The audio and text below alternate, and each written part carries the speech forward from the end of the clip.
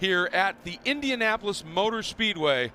And what a place to have a championship round here. First time the SRO's Intercontinental GT Challenge Championship has made an appearance at this legendary venue. Greg Creamer, Calvin Fish, Ryan Marine back with you here.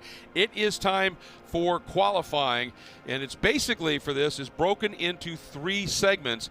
And there are the assigned drivers that are given their by nomination by the team. Who's going to qualify first, who'll be second, who'll be third.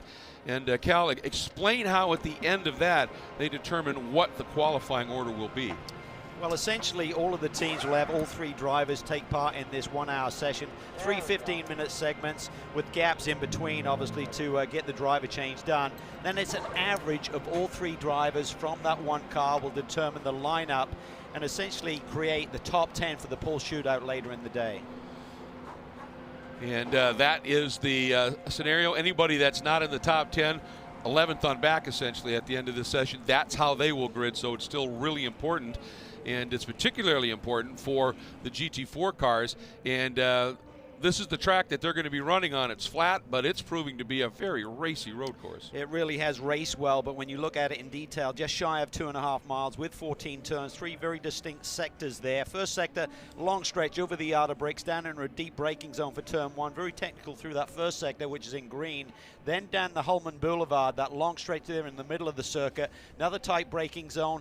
Then through sector 2, again, very tight, twisty, but you can race through there and it opens up and gives the chance to breathe a little bit through sector 3 and back onto the front stretch.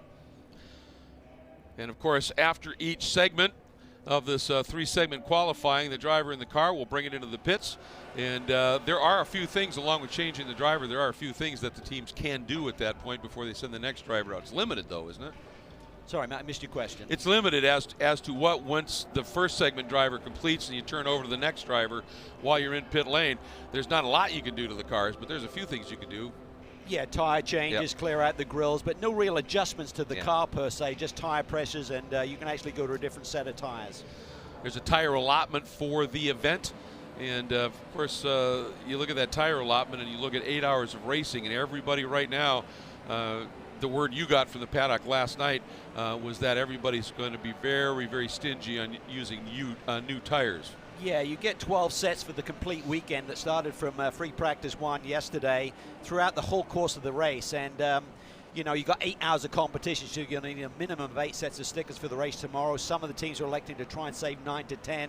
But if you make that Pole Shootout at the end of the day, you get a 13th set, but you have to hand one of your used sets back, so you still have 12 sets on the table. So what do you think the odds are of seeing some of these teams put on a brand new set of tires and going for it here? Well, you've only got 12 GT3 cars trying to get into that top 10 position, so I think a lot of the teams are going to try and get through this on well-used tires.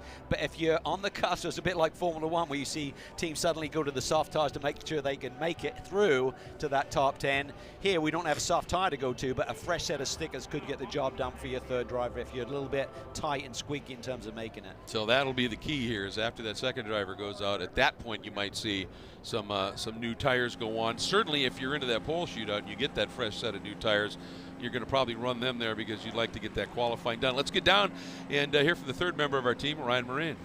Hi guys, let's check in on the conditions here. It's turned into a beautiful fall day in Indianapolis. Ambient temperatures 58 degrees, so a little bit chilly. Track temps have climbed now up to 79 degrees Fahrenheit. That's 14 degrees Celsius and 26 degrees Celsius for those more familiar with that scale. Warmed up a little bit since this morning when these cars were on track last. It was interesting talking to the teams throughout the course of that practice and after that practice about their priorities, whether that was going out and just finding race pace. I know, for example, the Yaz Honda team, they didn't do a qualifying sim. Some of the teams did, like Racer's Edge. They ended up with the fastest time in that session. Really interesting to hear that strategy. The consensus really is starting position's not going to matter a whole lot, but there is some pride at stake, especially with these pro drivers. You guys know they all want to be the fastest in a field full of GT stars. Well, that's how you build your CV, isn't it? As you become known as, wow, he's fast. We need to get him into our program. And folks, you see, if you're new to this, see a lot of these GT3 cars right before qualifying. Time to go. There's Mark Issa saying time to go. There are no tires on the cars. In GT3, you're allowed tire warmers, so they're keeping them in those ovens here until the last possible minute. Yeah, it's a real key because Ryan alluded to it's only a balmy 57 degrees ambient temperature right now. Track temperature not much above that. So getting some hot tires on there, and that will also maybe allow you to run a lap a little bit earlier in the session, not putting as many laps on the tires in terms of the wear rate to set a time. Of course, that #1 Squadra Corsa Hublot Ferrari is also running for the World Challenge GT America Championship. And so they've got a little bit different scenario sometimes in this qualifying run. This #6 Ferrari running for Vital Speed. They're just in the 8-hour program completely, but it's going to be fun to see. And here we go. Cars are coming down and starting to make their way out onto the track for this first section of qualifying. See there, the clock has started to count down. 15-minute session. And a little break of 7 or 8 minutes before we see segment 2. First car on track looks like the BGB Porsche. Yep, the #69, Tom Collingwood, should be the driver behind the wheel for this first segment of qualifying. Behind him is the #2 GMG Racing entry, Jason Bell. There's the #438 ST Racing entry, John Miller will be doing the qualifying there. And John is a really quick driver. And you can see he just jumped out and went around, and now we have some of the GT3 cars making an appearance. We saw the #20, the Wright Motorsports Porsche. Max Root will be doing the qualifying in this first section. I think one of the strategies is going to be for the guys on the pit boxes is to find a clear lap with the multi-class racing. There's about an 8 to 9 second delta between a GT4 lap time around here compared to the much faster GT3 machinery, so you got to factor that in and trying to find that clear lap. Essentially, if you got a GT4 car out there, you want about a 10-second gap, otherwise you're going to run him over some part of finishing up the lap. Fastest time set thus far, Trent Hinman in that pre-qualifying session this morning at 2:22.7. You were talking about depending upon if somebody goes with new tires or everybody stays with old tires, that a 2:21 possible, but we'll have to see just what the strategy call is here. Here is Kenny Habul in the #71 Sun Energy 1 Racing. Beautiful Mercedes AMG GT3. He's out in the first segment. It's just a stunning car, isn't it? Looks beautiful. There's the #30 Team Honda Racing Acura NSX GT3 of the guy who put it on pole at the California 8 Hours when it was run at Monterey last year, Mario Farnbacher. Yeah, coming off a GT3 championship last year with that same platform. He also leads a GT3 championship this year. Mario Farnbacher, a real wheelman, and he loves that platform. He knows it like the back of his hand. And watching the Wright Motorsports machine here, running in the GT3 Silver Cup. Lone entrant in that category. A pretty stellar driver lineup. Fred Pourdad as an AM driver has been a revelation this year, and Jan Halen also in this car. We know how quick he can be as we're at 12 minutes to go in this session. And looking to see lap times here as the cars come around now at the first of a relatively quick lap after just a quick out lap. Yeah, we talk about how smooth this racing surface is, but you can even see there under braking for turn 7, the little porpoising at the front end and the splitter kind of bottoming out and releasing there, so that's something that the team really have to factor in. Maybe use some bump rubbers in the shock absorbers to control the amount of dive that you get there under hard braking. So Root coming through turn #13, crucial to give up a little bit of the exit there so you can swing out like he did and straighten out turn 14 as much as possible. It's going to compromise him just a little bit, getting around the #25 GT4 BMW, but see what kind of a time. A 1:24.4. And you would think it would be the next lap or two when we're going to see their best times at this stage, again, just because of how chilly it is. Yeah, it depends. If they're scrub tires, which I think a lot of the teams, they'll come in a little bit quicker than a fresh set of stickers, but nonetheless, you'd expect with these sort of temperatures we're seeing, even with the tire warmers, maybe lap 2 or 3 would be the ultimate.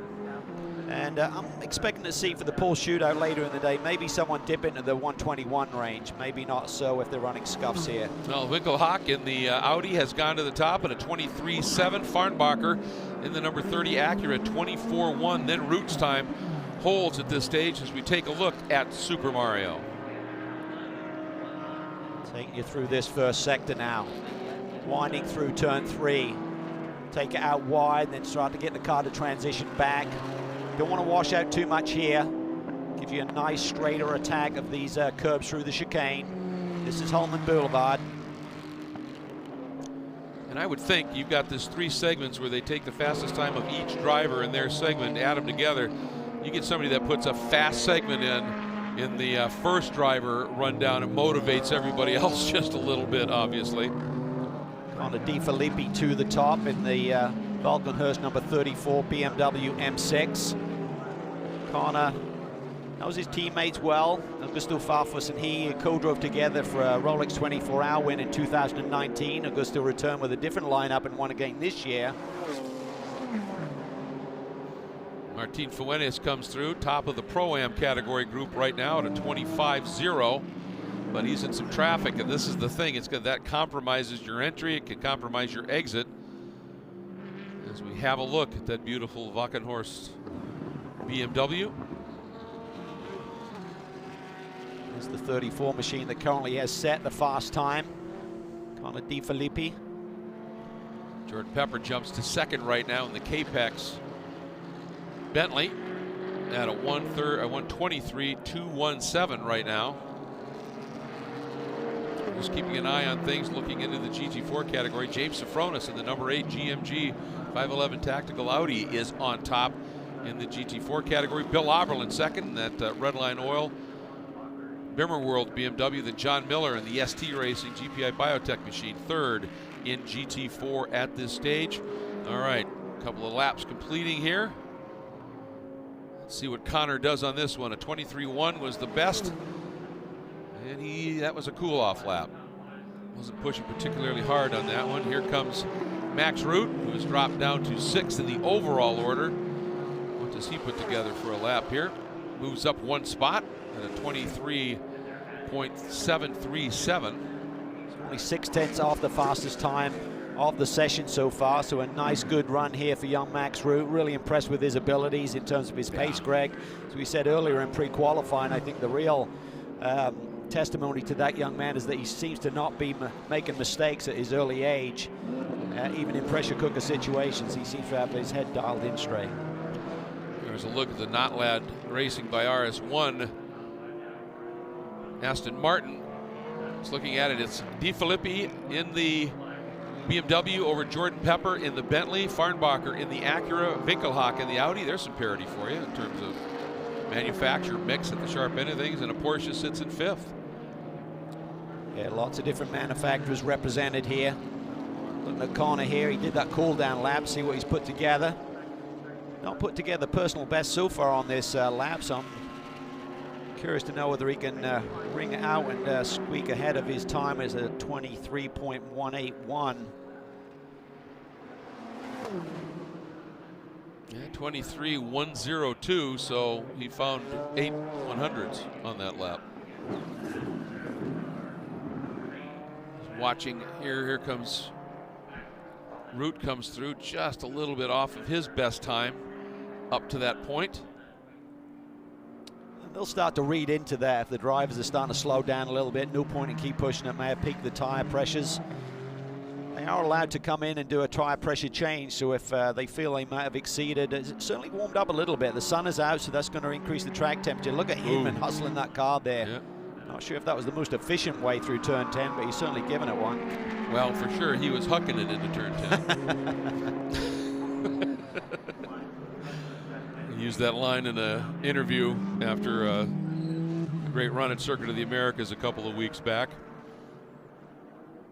Let's see what he's able to put together here on this one. His best time thus far, 123.758, and that's 6th at this stage. With here, 23.8. Just a little off. Yeah, it's about a second off what he did earlier in the day, so I suspect maybe he was on stick of tires when he made that 22.7 in pre-qualifying here this morning. Connor's on a good one. Does he beat it? Just. Oh, he's just finding hundreds here and there. He drops it to still a 123, but now a 0.94 instead of a 1.0. That is consistent speed. What I'm impressed with is he's faster through sector 1. So yeah, you're going down the front straightaway, but you got to get through that really technical section as well. So that long wheelbase M6 is certainly working well through the twisty stuff as well. Well, that turn 4, that is, you know, you come out of 3 and it's almost like a double apex, 3 and 4. And I would think that'd be pretty stable with that long wheelbase out through there. If you get it right at the beginning, you can just float through there. Yeah, it's just the change of direction. If you got shorter wheelbase cars, a little bit more agile. So if you got fast change of direction, it will hurt you a little bit, but give it more stability through the high-speed corners. Fuentes still leading in the Pro-Am category in the #1 Hublot Ferrari, with Kenny Habul, the number 75. Mercedes sits second. Third, a good run for David Askew here, up third in the Pro-Am category, Cal, in the 63 DXDT machine. It is tight there in Pro-Am. You got Fuentes at 25.0, Habula at 25.1, David Askew at a 25.2. Hinman just jumped up to 4th in the overall order at a 23.308, Cal. And Farnbacher's inching down on those numbers as well. So Acura's showed the pace in pre-qualifying, and I wonder if that was down to fresher rubber than they're running here in this session. As we said, it's all about just getting through to the top 10, just clearing the bar, as they call it.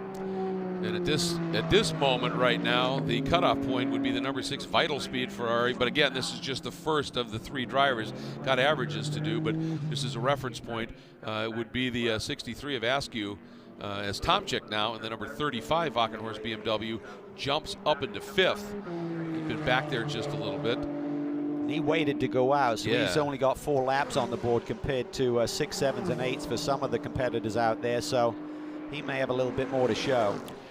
Well, in theory, that would, you know, the track would have had that little bit more amount of time to warm up from the sun. You've got cars out on it, generating some heat, just playing the game here. The other thing to factor in, you're not allowed to refuel during this whole hour. So the cars are loaded up with fuel on right now, so that may be the delta that we're seeing from pre-qualifying, where they may have been on lower tank running. There's a bit of a disadvantage for the starting driver in this 3-sector qualifying in terms of how they'll compare with their teammates as well. There is Jordan Pepper sitting now in the 3rd spot in that K-Pax Bentley, as Farnbacher has jumped up into 2nd now at a 128, 177. You said that he was starting to throw some down, and he made that move here. And Jordan now trapped behind one of the GT4 McLarens, and so the lap he was on has really just been nulled, and that's just part of the game in multi-class racing. Just to give you an update, it's still Safronis in the number 8 Audi from GMG Racing, leading in the GT4 category at a 1:30.737. Bill Oberlin in the Bimmer World number 82 BMW sits 2nd. In the 438 of John Miller in the ST Racing BMW sits 3rd. So top 3, 2 BMWs in that top 3 along with the Audi. Then the number 2 of Jason Bell, the GMG Porsche, and the BGB Porsche of Tom Collingwood. And I think Jordan Pepper said, well, that was maybe the lap I really had something going. I took too much out of it to try in another one. And at a certain point, like you said, you just look at the numbers, you look at the predictive, the team's talking to you, and you go, yeah, we're done. But Tomczyk is not. Yeah, he's still on it. His last lap was about 3/10 off his previous best, so let's see if he's got anything left. He'd probably slow down and try and clear the slate a little bit for a fast lap to finish things off. That is the Wright Motorsports Porsche in front of him, a Brute. Yeah, 2 drivers at the opposite ends of the spectrum in terms of their careers. Absolutely. Martin very much a factor still, but so much success. 195 starts in DTM competition, was the champion back in 2011. 8 wins in that category. Look at him, that is a real corner, Greg, coming on that front straightaway. A lot of people think, oh, you just wind up and accelerate through that corner. It can get twitchy there. Well, particularly, and we've talked about it, if you exit the previous turn, turn 13, all the way out to the right side of the track, there's just not enough time to get the car really swung over and straighten that run through 14 out. So you start to, you hammer it, and you come up, and you're just staring at that wall up there. And obviously, you just have to be willing to take it as close as you can. Trevor Beck out there in the Vital Speed Ferrari, a 125.557. They are running for the overall category here. Taking a look, it's Fuentes, Habul, and Askew still 1, 2, 3. And that's 8, 9, and 10 overall. Beck had been there for a minute, but got moved back when Winkelhock started to really turn in the numbers. Yeah, nice little team based in Oregon. They got the 2012 Indy 500 pole sitter Ryan Briscoe sharing the car along with Jess Westphal, who has a ton of experience with this platform, the Ferrari. So it's a really strong driver lineup. And Trevor Beck is a driver who definitely has potential. He's really, what he's done most is Ferrari Challenge racing, and has done pretty well in that, but a lot of that has been in what was called the 458 Challenge, so the previous version of the Challenge car, not even a 488, so he's on a pretty steep learning curve here.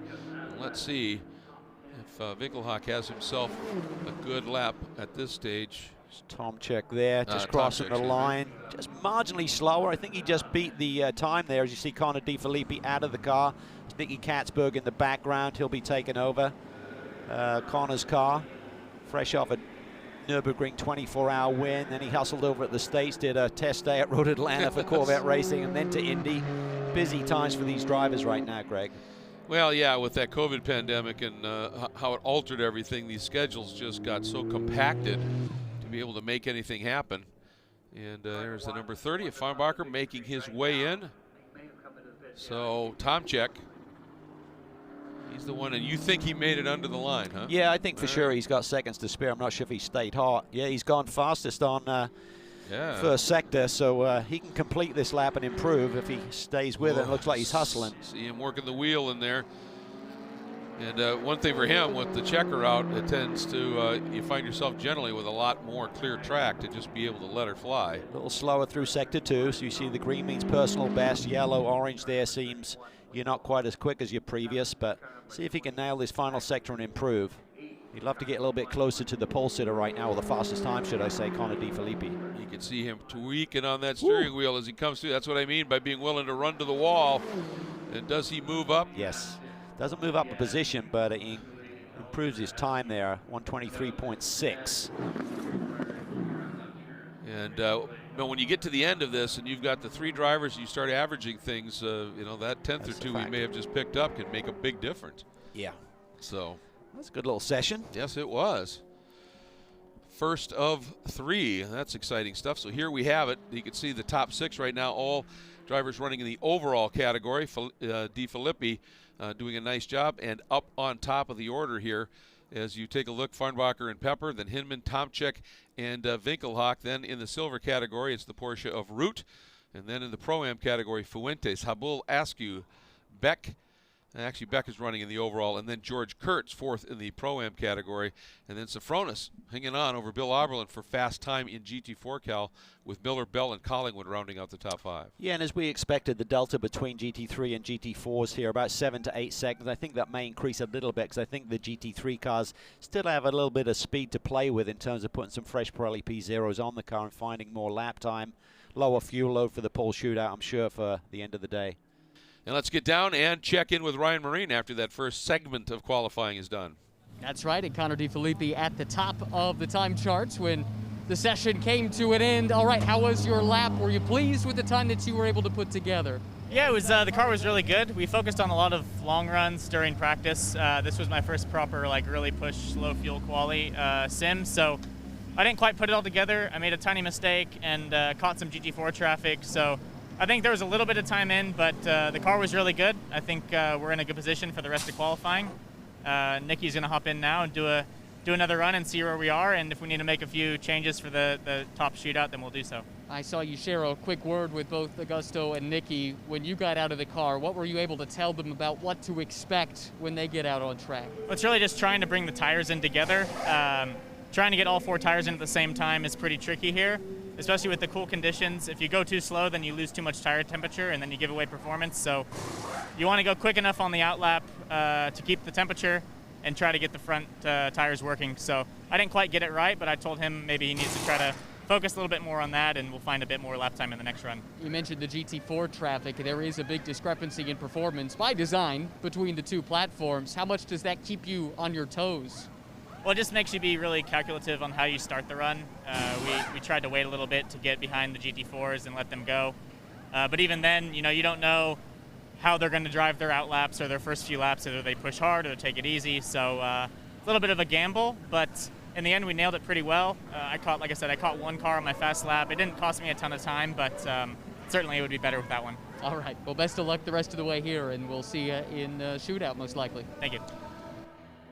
Yeah, and it was interesting. You heard him talk about, made a little mistake here and there. But to me, what was really compelling about that was having to track the temperatures in all 4 tires and making sure this is happening. And it gets back to a discussion we had a while ago, Cal, about the great drivers have to have a tremendous amount of mental bandwidth. Yeah, there's a lot of factors going on. I mean, you're getting the call from the radio in terms of where the gap is in traffic. You're trying to manage how hard you push, not to take too much out of the tires. And as he said, getting the balance right. Seemed like they wanted a bit more temperature in the front, so he's told that to Nicky now, and maybe work the fronts a little bit more on these outlets, maybe wind a bit more front brake bias there, so if you're using that brake pedal to generate tire temperature as well, maybe have the fronts work a little bit more efficiently can help. And taking a look at some of these machines, you just had a look at the number 6 Vital Speed car, and you talked about it beforehand. Second driver to go out in this next segment of qualifying, Ryan Briscoe. Yeah, and he loves being back in, as he said earlier in the day to Ryan down on pit lane. He said it's weird to have the Indy cars running here, a championship that he's had so much history with. But nonetheless, he was doing some coaching. I didn't understand that, but he's been doing some coaching with the Vital Speed team in the Ferrari Challenge Championship, and that's where the connection came from, and they invited him to be on board. It was a free weekend for him, so good to see him here. Yeah, I think he and Jeff will certainly be 2 of the faster drivers in this race, and the Ferrari showed great pace in practice yesterday. I think they were 2nd fastest. Yes, they were. Hopping in now to the number 63 entry, we just have a look at there, is Richard Heistand, who is technically an AM driver, but you rate him pretty highly. I really do. I've watched Richard for a few seasons now. He's a really likable young man, super smart. And just got back from Le Mans a couple of weeks ago, where he and Max Root and Jan Magnussen actually finished top 6 there in GTE AM. Had a couple of victories in GT3 machinery here in the States last year. And he really loves his sport. He has a lot of passion, and it's remarkable that he's rated bronze. And the perfect fit for Ryan DL to have alongside he and David Askew here this weekend. They have a lot of pace in that car. We saw David's performance in the first segment there of qualifying. And you know that both Richard and Ryan will be up on the wheel and wringing the neck of this Mercedes. And that is Ryan DL right there. If you're not familiar, folks, that is giving some last-minute coaching to young Richard. And we flip over on one of our scoring screens. Just, now we get the differentials here in the margin from Catsburg.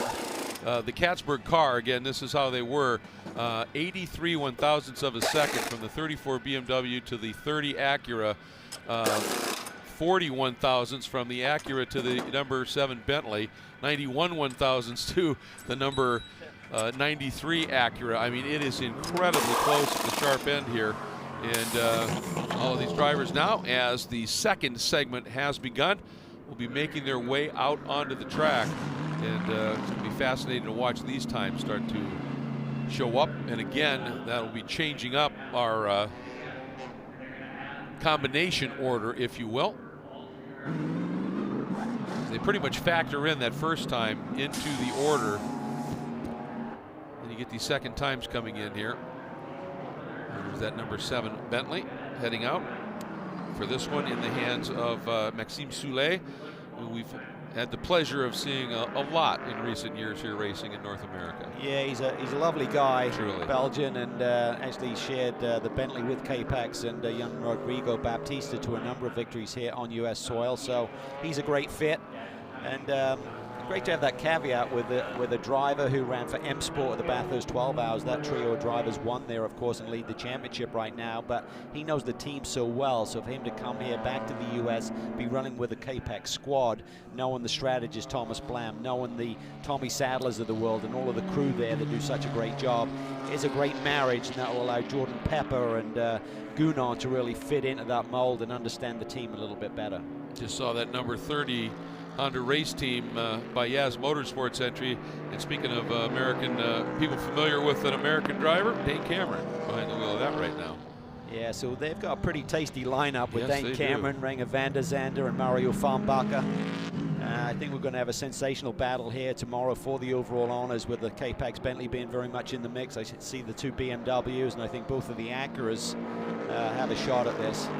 And in that number 1 Hublot Ferrari, it is now Alessandro Balzan who's filling in for regular Rodrigo Baptista.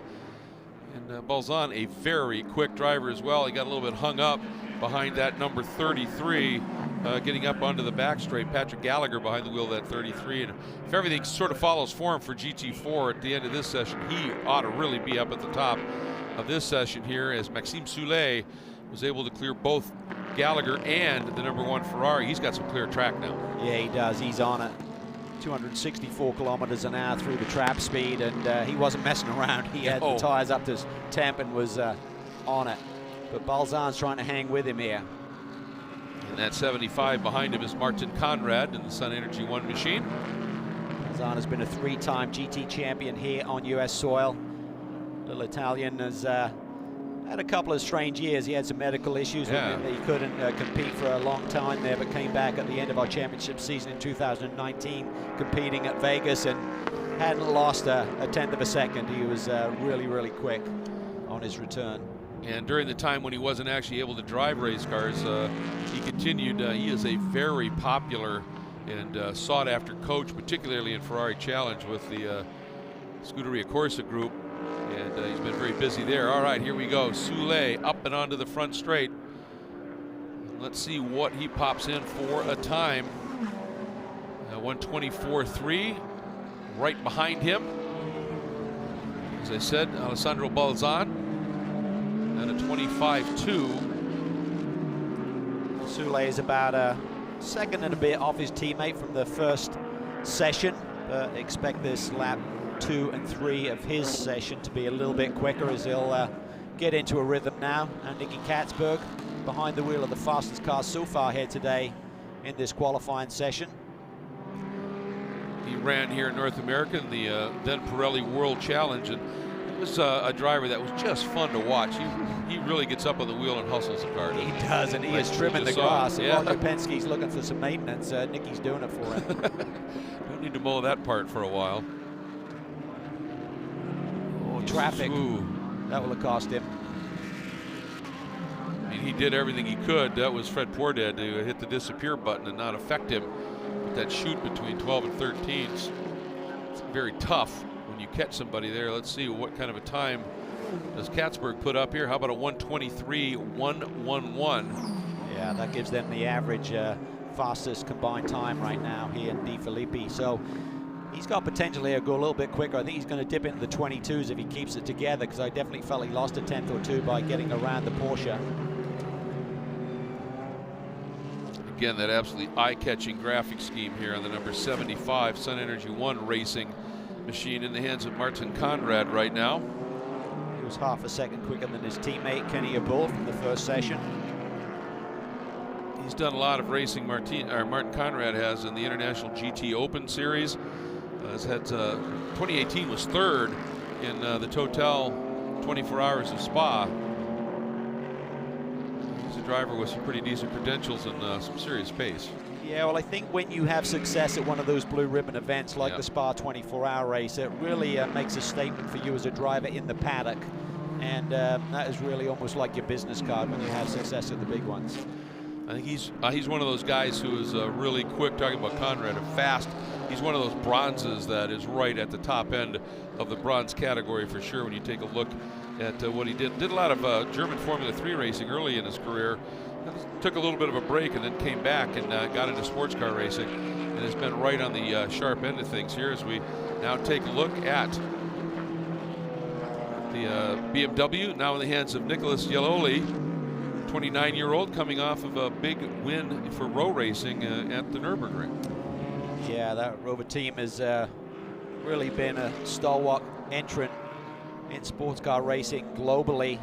Big win, and as we mentioned earlier, his teammate Nicky Katzberg there that day, and they're in sister cars here this weekend. Of course, they're separated between the black and the white BMWs.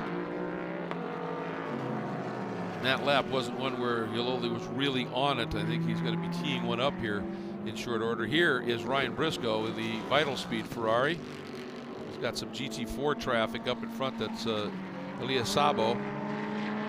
He's one of the AM drivers in this GT4 program. Briscoe had to kind of wait and see which way Sabo was going to go right at turn 11, and that will have hurt this lap if it was a flyer for him. Ryan Marine was talking to Ryan Briscoe this morning, and he expressed the fact that he last raced a Ferrari back in 2002, a support race at the Australian Grand Prix, so it's been a while. Boy, did he use all of the road a bit more. Yeah, you see somebody up there just almost kissing the grass verge there, where 14 blends up. As I said, it's one of the world's fastest on-ramps as you get up onto this legendary front straight here. And I think he may have realized that the lap before, if he was trying to get one in, was compromised, so then it was just carry everything you could and start a lap with hopefully a little bit of clear track. Here's Cameron now. He needs to get the hammer down. Hasn't got a really quick lap underneath his belt so far here. He raced here back in 2014 in a BMW Z4, so he knows the racetrack well. He and Mario Farnbacher were helping with the HPD Driving Academy here a couple of weeks ago, where each got a handful of laps. So some recent history with the circuit. All of that helps, doesn't it? His lap so far in this session, a 124.3 compared to Mario Farnbacher's 123.1. The 93 car hits pit lane. You see Trent Hinman there, and he had a 23.6, so, but on the average, that's good enough for second. So if Hinman can find a few tenths, that will be really big here as we take a look at Maxime Soulet in the Capex Bentley Continental GT3. I think if Hinman did in fact do this session and the first, I mean, they're one of the teams that are running in the GT World Challenge America. There's only three teams, and I think only their 2 regular drivers can do. So they got Hinman doing the first and second session, I believe, and then Shelby Blackstock doing the third. That's our understanding of the regulations, yes, because they're in that 3-hour race to determine the GT World Challenge America powered by AWS championship. And so only those 2 drivers that run in that season-long championship can do the qualifying and race in those first 3 hours. Then it's open game for going and doing whatever you can in the 3-hour race here. And checking out here what Soulet just did, a 124.1. They sit third. And as I say that, Yaloli pops in a really nice lap. And there's your lap by Cameron, a 123.418. Propels them up into second overall on the average. Yeah, and he wanted to try and dive down the inside there. Richard Highstand couldn't quite get it done, so he was on a good lap, felt that he really needed to try and clear and put it together. He may have to back out of it, do a cool-down lap. He's 3/10 off what Mario Farnbacher did in session 1, but they move up to second overall with the average times. And watching here, Fred Pourdad, who is a true AM category driver, in every sense of the word except maybe speed. He's really come alive this year, and I think been a bit of a revelation for us here in the American Series. Well, not just his speed, but his racecraft. He's not intimidated whatsoever. You throw a bunch of pros around him, he doesn't give anyone an inch. And not super aggressive, but just really, you know, makes a statement out on the racetrack. He's not just going to be easy pickings. Yeah, we've seen him go for counter moves when one of the pros has gone by, and yeah, he's out there to race and to do everything he possibly can. And he's got a 25.8 was his best lap. He just said it in this session. So you consider some of the company he's out there with, that's not too bad. Watching Yaloli here as he takes it all the way out to the wall. A 23.4 was his best. He just turns a 23.2, jumps to third in the average. Yeah, BMWs look good. Currently first and third averages split by Dane Cameron and Mario Farnbacher's time so far. And having a look here, the number 31, the lone Audi in the field, down in 7th at this stage, Ryan.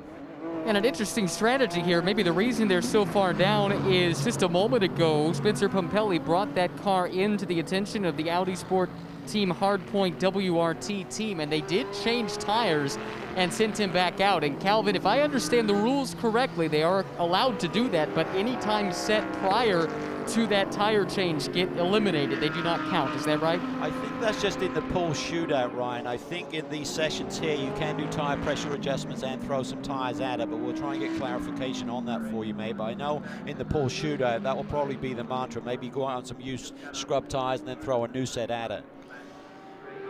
We'll see now as Spencer's certainly up on the wheel here, trying to get some heat in those tires. In this session, a 25.5 was his best, and he goes immediately, finds a second, a 24.5. And that car now jumps up in 6th into the overall average scenario. And that is the Audi Sport Team Hardpoint with WRT entry. Yeah, and that's about 8/10 off of the lap that his teammate put together in the first session, Winkelhock. Here comes Cameron once again. That's a 23.2, his best lap of this session. Yeah, almost identical. Well, he's 600ths off, 700ths off Mario Farnbacher's best lap in that car. So that's really 2 good laps there. And I think Dane had a better lap going. He set some personal bests on that lap where he caught the traffic, unfortunately. There's Thierry Tassin over here from WRT, and just working with the officials there, making sure that they can do things. And I think that's maybe one thing that Ryan alluded to in terms exactly. of the changing tires. It doesn't delete the times. If the car goes back to the garage during this session, I understand all times are deleted to that point. Right. So you need to keep it there on pit lane where people can see what you're up to. But you are allowed to change tires, tire pressures, clean the windshield, change drivers. That's the way I interpret it, but for the Pole Shootout, it's a little bit different. And here we go. Let's see, what does Spencer do this time? 24.5 last time through, finds a little bit more, 24.1. So starting to trim that time down here. Time for another lap as well. As we have a look at the 04, this is the CrowdStrike AWS DXDT Mercedes, now in the hands of Colin Brown. They did some testing here a couple of weeks ago, so they, oh, that was a slide just in yaw there as he tried to turn it in. Just loaded the car up too much. That will cost him big time, so he had to recover that, and he's probably late to the power to start this lap as well. This is not good news. Oh, and he's got to, so this is the lap. He's really got to dig and find it right now. They sit 12th right now in the overall aggregate, and his best lap of 24.6. So that one was a 25.1, and I think, again, created by that moment. One of the things we're really enjoying this year is our new Race Vision powered by AWS.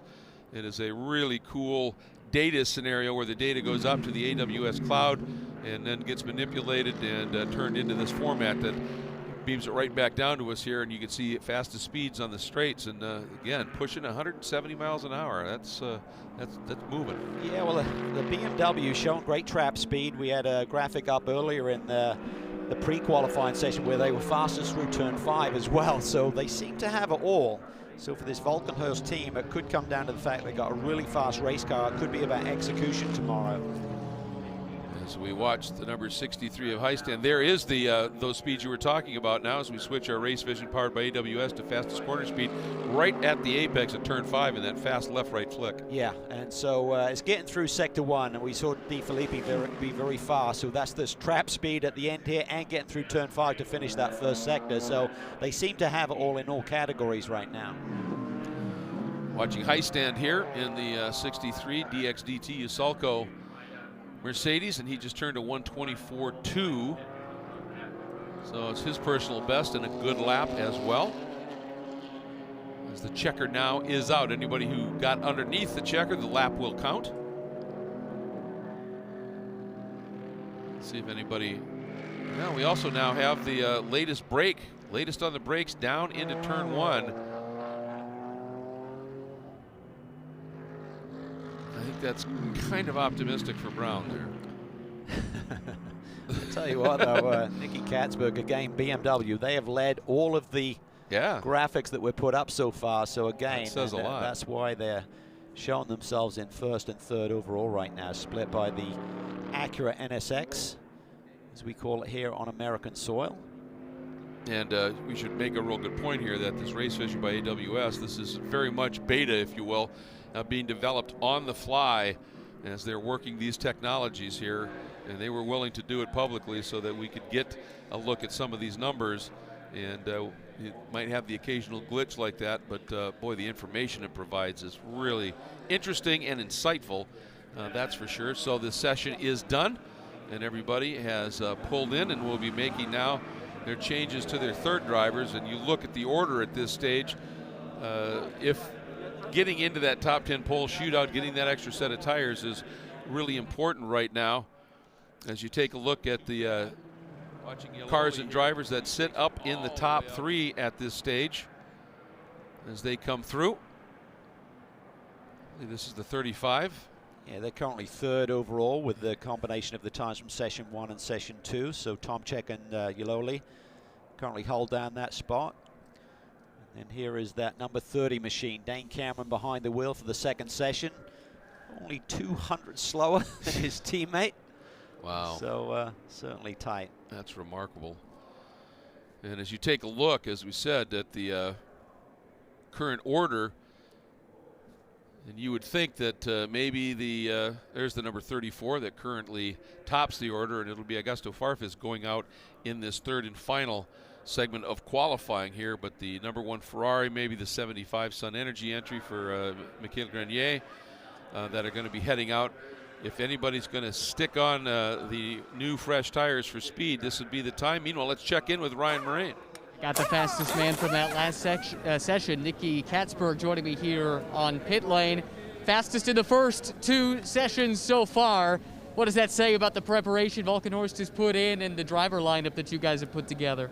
Well, so far it hasn't been an easy weekend, to be honest. In the beginning, the first practices we were quite slow, and we've done quite a lot of research and work into the data, and it seems like we found the right way now. And Connor Di Filippi, he was drafted in for this event as the local hero, and he did a great job in the first session, and then the second session I had a good lap as well. So now we have Augusto in, who's pretty much the magic man in this car, so I really hope we can stay up there and then finish it off later on in the afternoon. Connor said there wasn't much emphasis put on finding outright pace, qualifying pace in the practices leading up to these sessions. So are you at all surprised that you found yourself so far up? Because I know some teams did do some quali sims. Yeah, to be honest, I was surprised, really surprised, because we've been focusing on the race, and somehow, yeah, the car is working well over 1 lap as well, so it seems like we've been heading in the right direction. Sounds like a plan. Excellent. Best of luck the rest of the way. Thanks. All right, thank you very, very much. And just got word from race control that number 35 machine in that first segment of qualifying, Cal, plugged a computer into the car, which is verboten. And so all the times up to that moment have been deleted. Up to that moment, that's the key part of that. Exactly. So, I still see they have times on the board, so that lap time that was put down by Tomczyk had to have occurred after that, but I saw him go out late. So I'm not sure how they could have plugged in and then done a lap afterwards, but we'll have to try and get clarification on that. Yeah, that's a good point here. There is that number 35. It'll be Dave Petard that's going to be taking that car out here in the final segment here.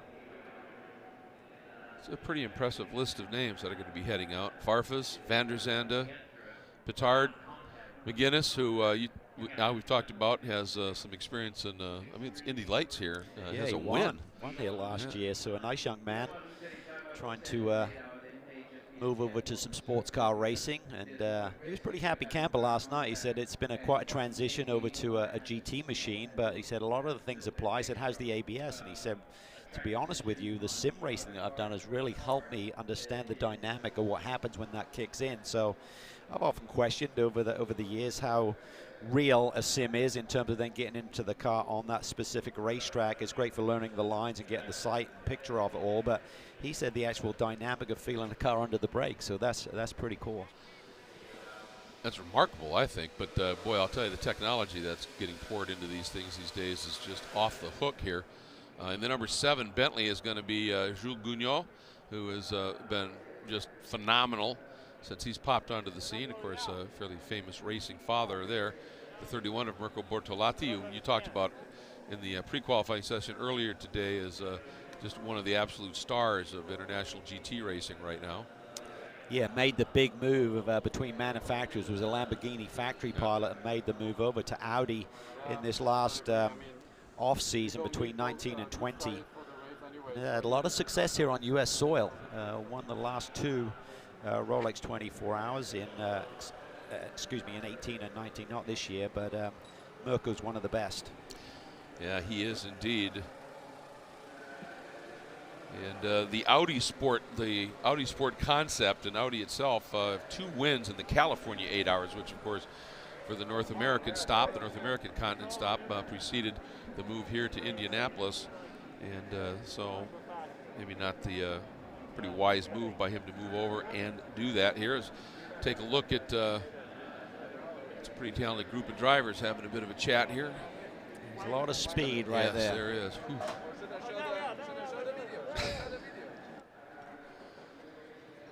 And they enjoy it as well. Yeah, Tomczyk's quite the character. Spent quite a bit of time with him in Europe when I was over observing some of the DTM races. He was teammates with Joey Hand for a number of seasons, and just a really cool cat. And he gets up on. He is a great racer. He's not the best qualifier, but boy, can he race! He gets his elbows out and can make some moves in places that you don't think exist. Well, and when you need somebody to get it done during a race, that's exactly what you want here. As we have a look now at Michael Grenier, who is also an awfully talented driver. Again, not necessarily real familiar to American audiences, but really, really impressive here. And having a good run in the GT World Challenge Europe Enduro Cup, but finds himself 8th in a very competitive Sprint Cup in this season as well, with a podium, a pole, a fast lap already in the Emil Frey Racing team, and running the Intercontinental GT Challenge powered by Pirelli here in the Sun Energy 1 team. And here we go out onto the track. The cars make their way here.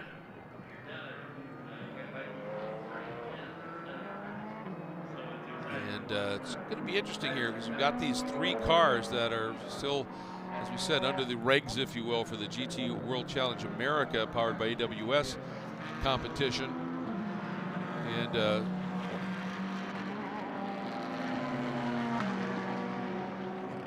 so I think Fuentes may have been out in those first 2 sessions, and now this will be balls on. So we'll get a feel for it here.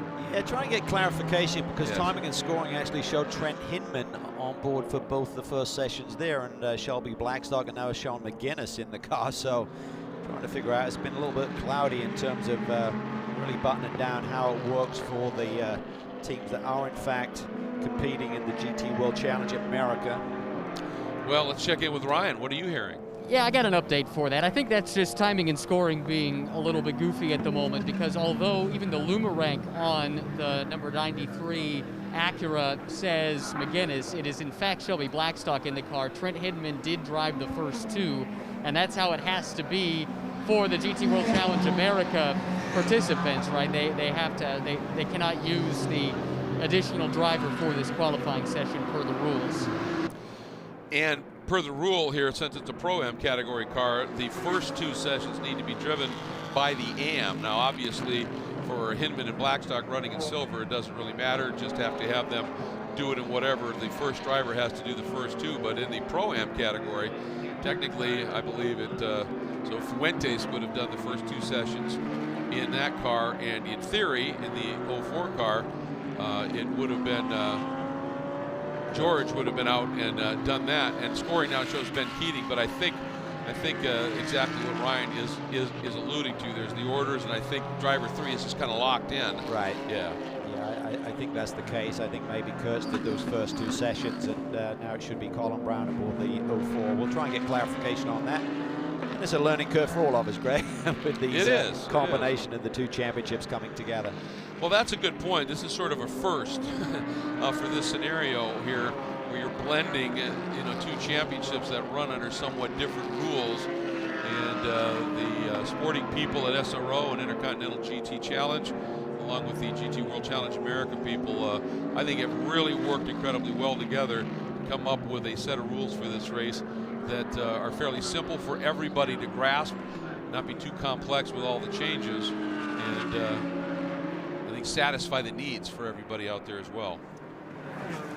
Watching Mirko Bartolotti again, a little bit of traffic that he had to deal with there on his first real flyer at this stage. Balzan just set a 23.8 on his first real flyer, but with the aggregate, the averages here, it is still that number 31 Audi that sits up on top by about 3.5 tenths at this stage.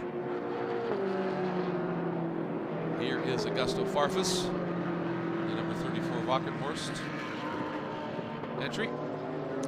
As Nicky Katzberg said, he is the magic man in one of these cars. He won the World Cup in Macau, and one of the farewell race for Charlie Lamb, who was the head of Schnitzer and unfortunately passed away about a year ago. So Augusto has a lot of passion, Brazilian driver, so much success over the years. He too had a long stint in DTM, and whenever he comes over and does the Enduros here in the States, he is always at the sharp end.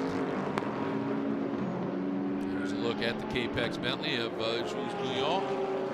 Once again, when you come out of that last turn and you're that far off the wall, for him to pop in a 123.1 with that kind of room at the exit, Cal, that speaks volumes to me of how well that Bentley's sticking. That is a huge lap, and I wonder if they stick it up for him, because I was surprised to see Soule almost 9/10 off of the first lap that Jordan Pepper put together in that car. So I wonder if they finally decided, you know what, let's throw a set of stickers on, try and lay down a lap quickly. If you only put 3 or 4 laps on, they're still relatively fresh for the race. Let's get locked into this top 10 shootout, and then we get an extra set anyway. Here's a look at Mikel Grenier as he comes through, previously a 123.9. And that was not a flyer. I think he had backed off and is now maybe setting up for a hardcore lap.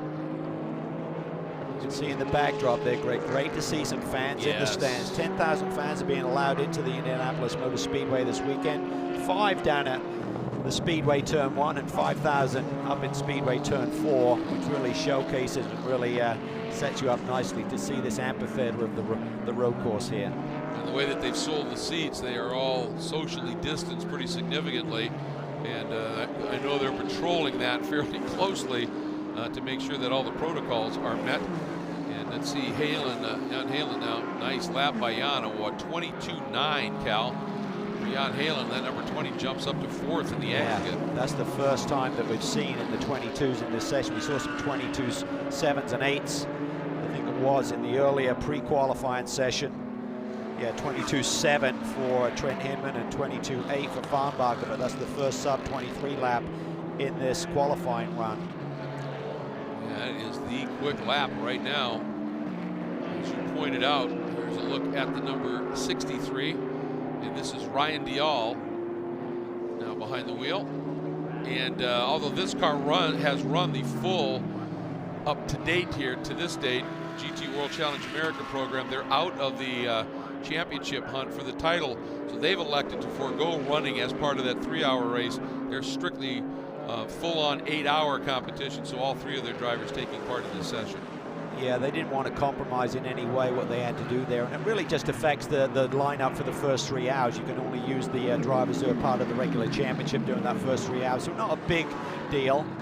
As we look at DL's time there, 124.4 is his best, which is a couple of tenths off of Richard Highstand's fast lap in session 2, so that really puts it in perspective how quick Richard is, but I think DL's probably got a faster lap potentially to uncork here. In GT4, it's still the number 8 GMG 511 Tactical Audi, now in the hands of Andy Lee over the 33 Notlad Racing by RS1 Aston Martin of Jonathan Taylor, and the 69 BGB Motorsports Porsche of Dylan Murray.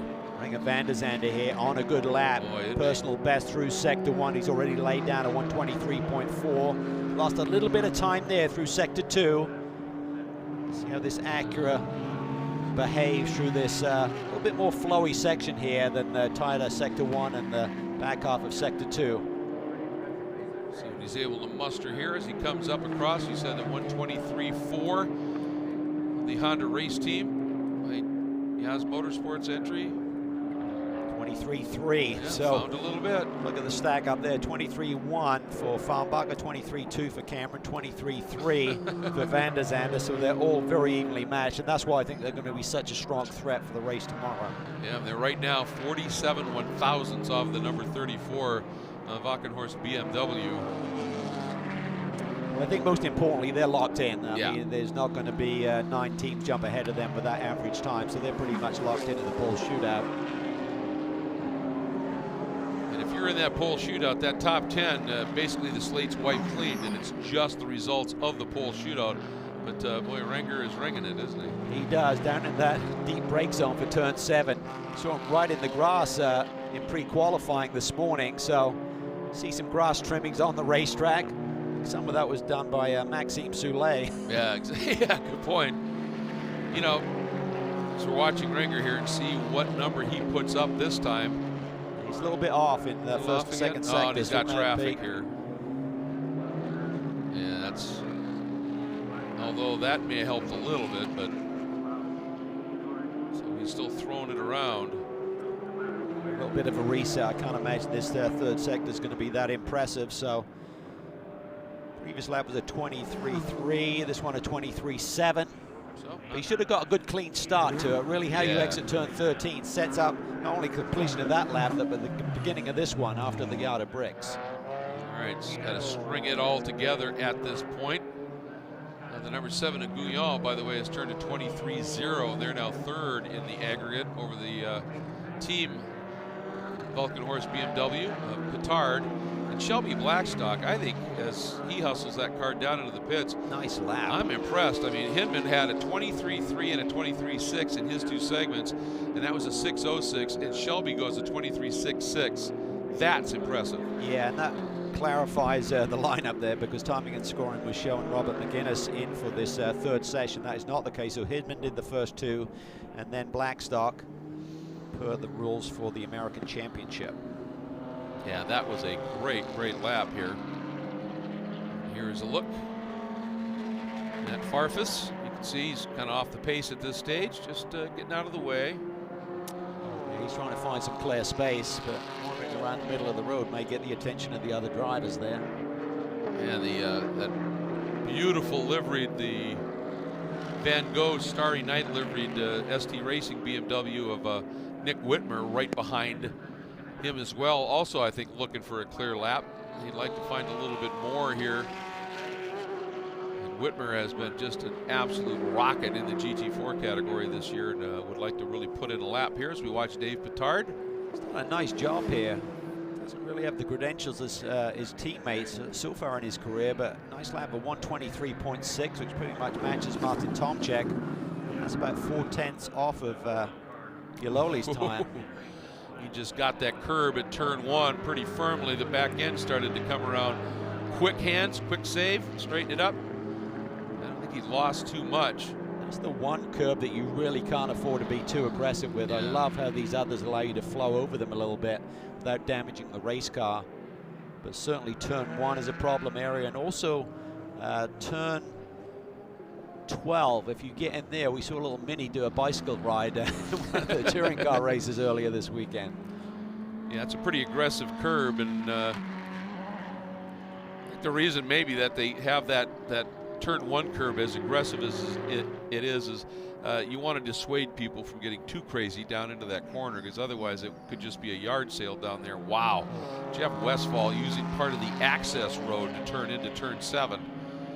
And I was watching Spencer and some of the others, based on other racing we've seen this weekend, they go a lot deeper into turn 7, and these cars with all the aero just change direction incredibly quickly. And they square that corner just a little bit. And of course, the deeper you go into the turn, you get to carry all that terminal speed you've built up just that,